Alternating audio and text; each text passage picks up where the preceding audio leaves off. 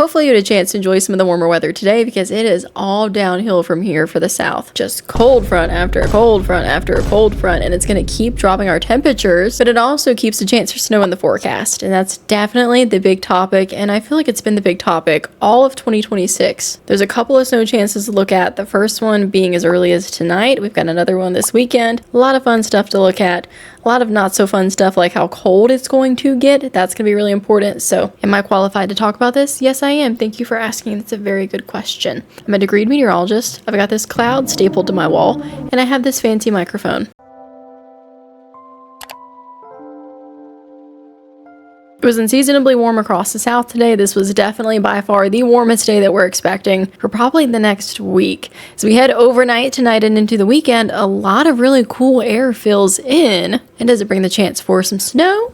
Yes. It was warm today, and now this cold front is coming. What usually happens is ahead of the front, where the warmer air is, there's rain. Behind the front, where the cold air is, where we're actually getting the winter weather. First chance of snow is actually tonight, and it is all thanks to this front. And if you look right behind it, there's another cold front. That's why the cool temperatures just continue to be such a big story. But I know y'all want snow. We'll talk about snow, don't worry. So to show you the cold front in motion, it's bringing rain across Tennessee, Mississippi, Alabama, and even up into Kentucky. Where it's a bit cooler in northern Kentucky, there's flurries happening. You begin to see the rain switch over to snow overnight in elevated areas where temperatures are usually running a couple of degrees cooler, like the eastern half of Kentucky, the Tennessee Plateau, and then especially as this approaches the mountains, still a small chance of snow across the area. So the first system, which is the timing of Friday night into Saturday, it's not bringing a ton of snow for the Tennessee Plateau, talking about half of an inch, because parts of Kentucky have the best chance at seeing snow, somewhere between 1 inch to 2 inches. They do have a winter weather advisory, so that goes until Saturday morning because of the slippery road conditions that are possible, and even reduced visibility tonight as it's actively snowing. I know y'all are dying to know about this weekend. Right now we're on the latest GFS. This is what's currently happening. So it's the Friday cold front that's bringing the rain, transitioning to snow across Tennessee and Kentucky. This continues into the Appalachian Mountains, and then all of those deep blue lines, that's the cold air really filling in behind that. Here's the system that I know you have seen everywhere. Here is Sunday. So we're still seeing a very strong divide on where the moisture is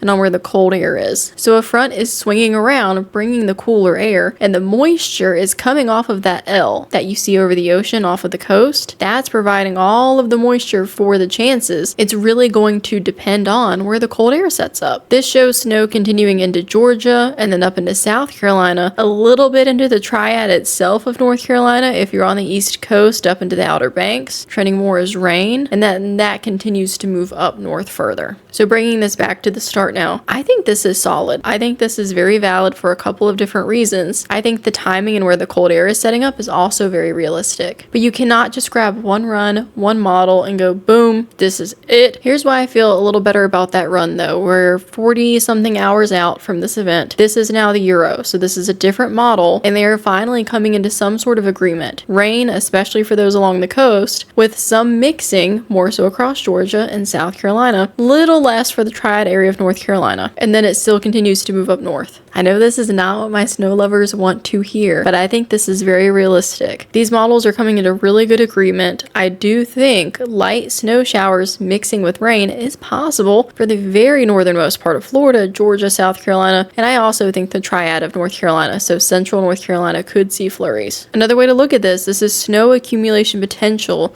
through Sunday evening. This lines up really well with the two separate models, and when they start to come into agreement with that, it makes it easier to feel more confident in a lot of the data, and I definitely think the data is now lining up for there to be some potential for a small part of Georgia and South Carolina. I would even toss in North Carolina, more so in the Greensboro and High Point area, for seeing flurries. This should not be impactful overall. I know how y'all are. I don't think we need to run to Food Lion or Piggly Wiggly or Publix for my Floridians. It's a cold weather event, and I feel like I've been saying that since the new year, and that's kind of boring when you've been hoping for snow for so long, but that's what this continues to trend to be. Between the 2 days this weekend, Saturday is definitely trending to be the warmest. We've got 60s from the Outer Banks that extends all the way down to the Panhandle. This is by Sunday. Things are cooler. A mostly dry cold front will come on Sunday. That's what brings the snow chances for some of us, but more than anything, very cold air. And again, this is highs. So highs on Sunday right around 35 for Tennessee, 40s for the rest of us by Monday. Then here's Tuesday. It's going to be incredibly cold because of all these back-to-back fronts,